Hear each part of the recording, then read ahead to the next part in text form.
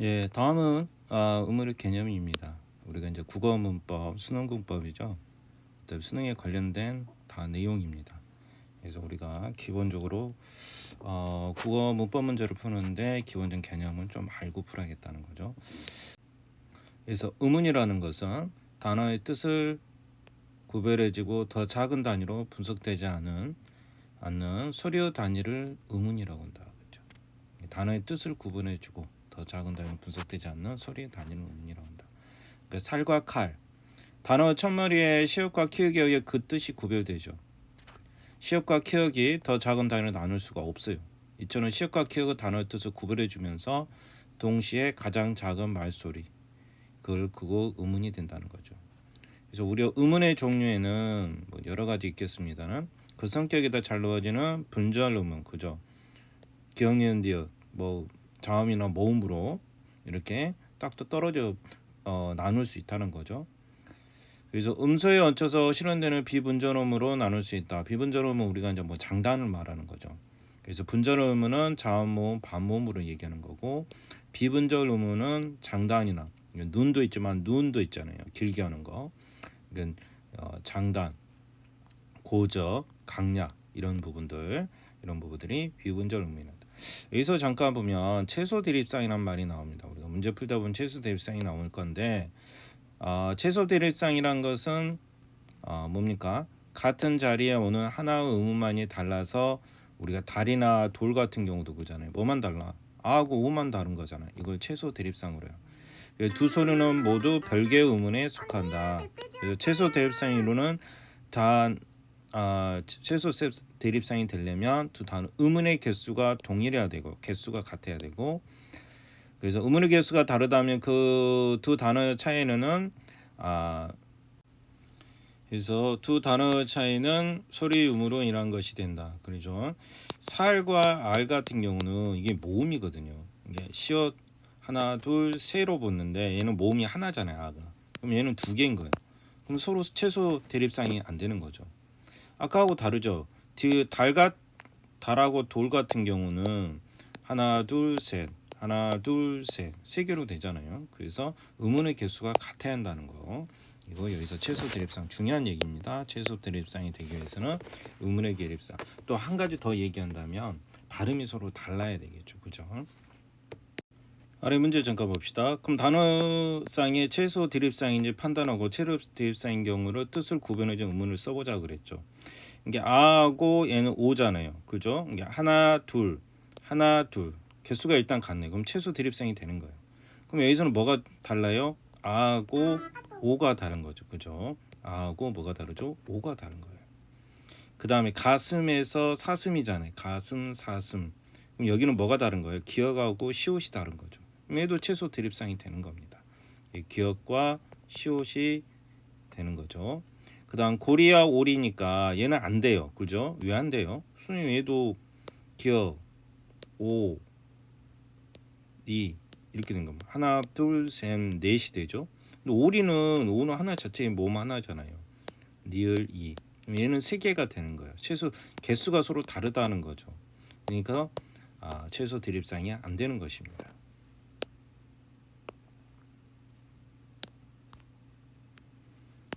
계속 가봅니다. 우리가 또 자음이라는 얘기를 하죠. 자음은 발음되는 양상과 쓰임새는 두 가지 측면에서 모음이나 반모음과 구분된다.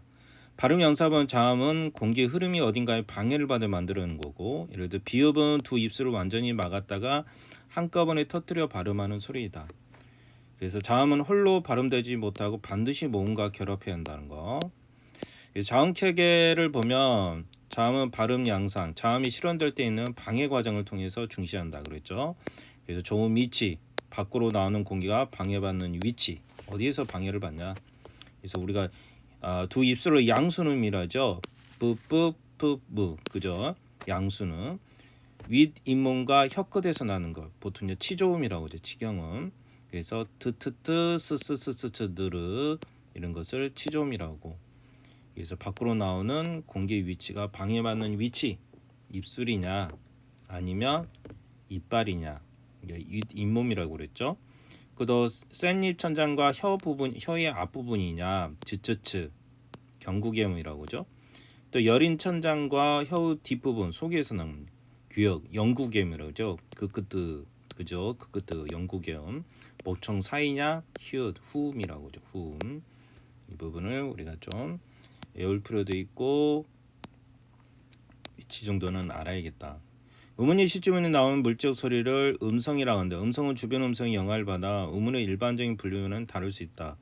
니은들 시은은 치저음이지만 이 밤음 이 앞에서 실제 밤음은 음성적으로 구개음이 된다. 이거 나중에 구개음리. 디귿이 이를 만나서 지라고 발음이죠. 우리 그죠? 지로 발음이 되지 않. 디인데 얘가 지로 발음되는 경우가 있다. 그래서 영구개음. 그 다음에 방해가 일어나는 방식이 좋은 방법이죠. 그죠? 그래서 파열음. 그래서 나오는 공기를 일단 막았다가 일시에 터뜨리면서 내는 소리. 이걸 파열음이라고 하죠. 이게 폐쇄 지속 파열 3단계를 거쳐 발음된다. 나오는 공기 일찍 막았다가 터뜨리면서 하는 거. 그래서 음성어 초성이 올 때는 3단계를 모두 거치면 정성이 올 때는 폐쇄와 지속 단계를 거치고 파열 단계는 생략된다는 거. 그 다음 파차람이 있습니다. 공기의 흐름을 끄는 후에 조금 열어서 그 사이로 공기가 흘러내려가는 거. 파열음, 마찰이죠. 이게 파열음과 밑에 마찰음 있잖아요. 마찰음 두 성질을 모두 가지는 거예요. 그죠? 공기를 끄는 후에 조금 열어서 그 사이로 공기를 흘러내리는 소리. 그다음 마찰음은 접혔던 발음기관 사이로 공기가 흘러내리는 소리죠. 그래서 파열음과의 차이는 있습니다. 그죠? 기류가 막히지 않고 계속 흐르는 소리요. 파열음은 막았다가 터뜨리는 소리고 마찰음은 좁아진 발음기관 사이로 공기가 흘러내리는 소리. 그래서 파열음과 마찰음은 두 가지 성질을 모든 게 파찰음이라는 거죠. 그 다음 비음이 있죠. 코로 공기를 내면서 내는 소리. 유음은 공기를 혀의 양면으로 부드럽게 내보내면 소는 소리. 혀의 양옆으로 부드럽게 내는 소리. 자음중 공기 흐름이 방해를 가장 적게 받으면서 발음이 되는 거. 유음. 흘러가는 듯이 그냥 자유스럽게 흘러가는 거죠. 양옆으로. 비음은 코로 공기를 내는 소리고. 됐죠?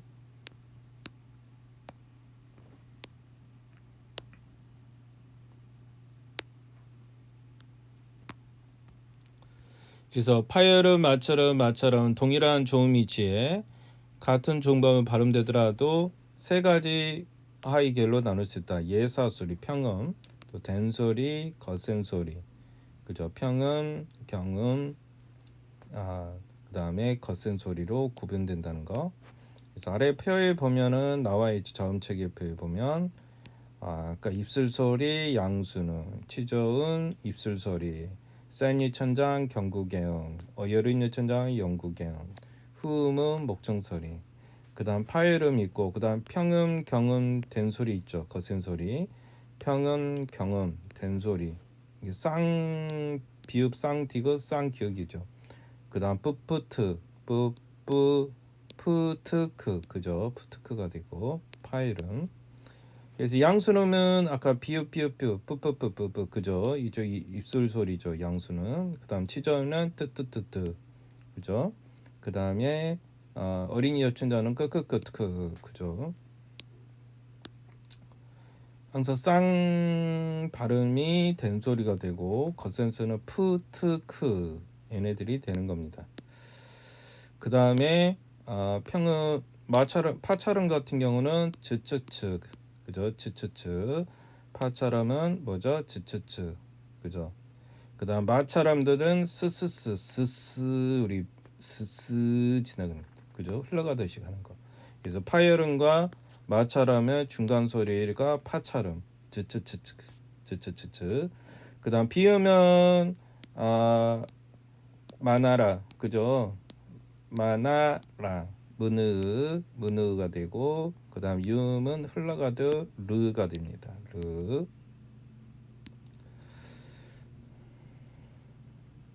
그래서 두 입술을 맞대거나 그제 약간 양순음이라고 그랬죠. 미음하고 비읍이 되고요. 코로 공기를 내면서 아까 비음이라고 그랬죠. 비음이 미음이죠. 미음이 되고요. 미음이나 이응이 되겠죠. 미음, 이응. 그 다음에 공기 흐름을 차단하니까 한꺼번에 터트리는 소리. 그죠? 그 끝부에 그 뿌트 있죠. 그 뿌트. 문제풀이랑 같이 하게 되겠습니다. 어차피 내용 하면서 문풀이랑 같이 하면서 수능 문법까지 같이 대비하는 모양입니다. 그럼 이제 다음 기왕님들 알 수 있는 옆에 먼저 여기 수능 기출문제 있죠?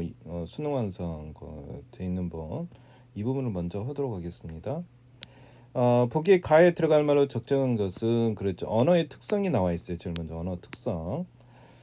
줄기나 가지가 목줄을 열어낼 때 나무라 가지마 영어로는 이것은 우리 중학교 때도 배웠던 언어의 뭡니까? 이거 자의성. 그다음 배는 소리가 같지만 문장에선 가슴과 엉덩이 사이 부위 물 위로 떠다니던 쇳단을 맞는 대나무 열매 다양한 의미로 쓰인다.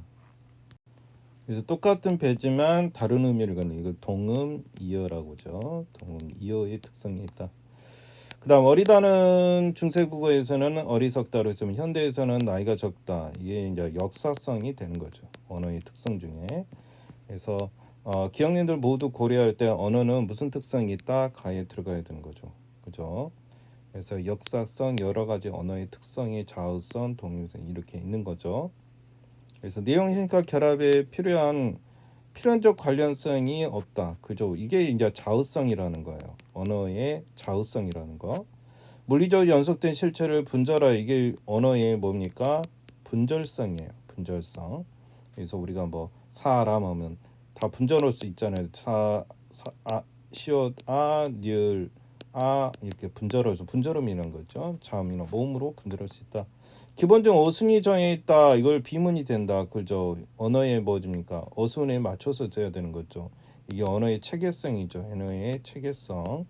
형태가 또 시간 흐름에 따라 의미가 달라질 수 있다. 이게 역사성인 거죠. 역사성.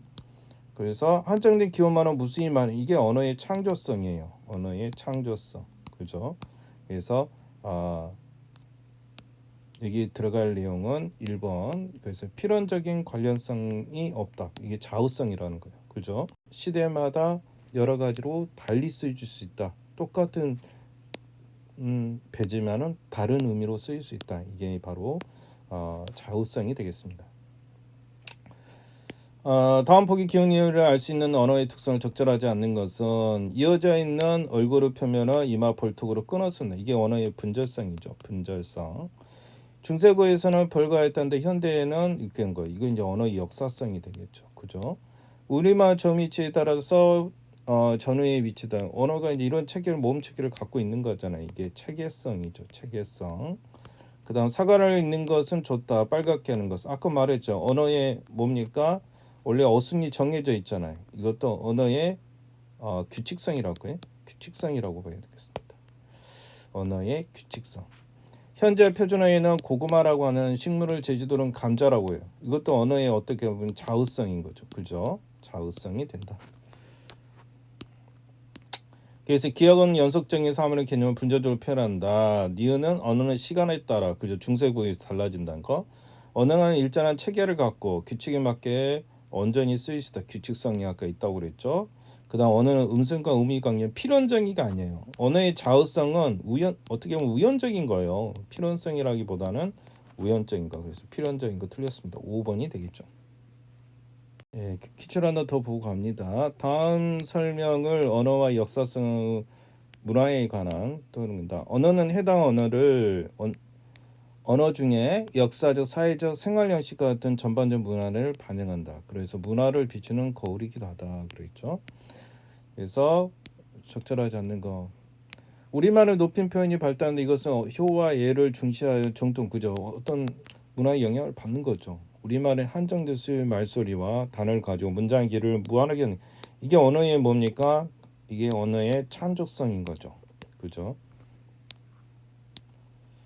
그래서 우리 민족이 처참한 어떤 문화를 발견하고 있고 따비갈의 농경 문화를 반영하고 있고 5번은 친족 간의 호칭 얘기가 나오니까 전통 답이 2번이네요. 그죠? 창조성만 얘기하는 건 2번이 되겠죠. 다음 보기에서 공통적으로 설명한 거로 가장 적절한 것은 그랬죠. 이게 분절성이죠.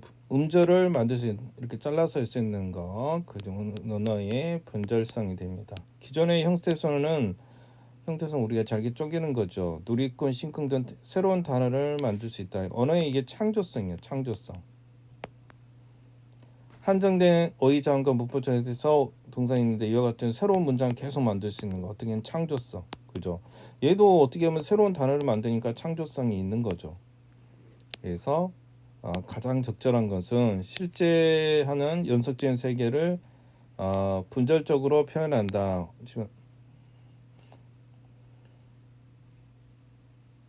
여기는 실제적으로 지금 언어의 창조성을 얘기하는 거예요. 그죠? 그래서 여기 보면 기존 언어의 조합을 통해 새로운 언어를 계속해서 창조할 수 있다는 거. 답은 4번이 되겠네요. 얘는 분절성만 얘기하는 거고 언어 형식과 의미가 변한다. 얘는 역사성을 얘기하는 거고요. 언어 형식 의미가 필연적이지 않다. 언어의 자의성을 얘기하는 거고요. 언어와 음성 사이 관계를 내 마음대로 바꿔. 이게 사회성이에요. 사회성. 우리가 중학교 때도 배웠던 내용인데 아무튼 답은 언어의 특성 4번을 얘기하고 있는 겁니다.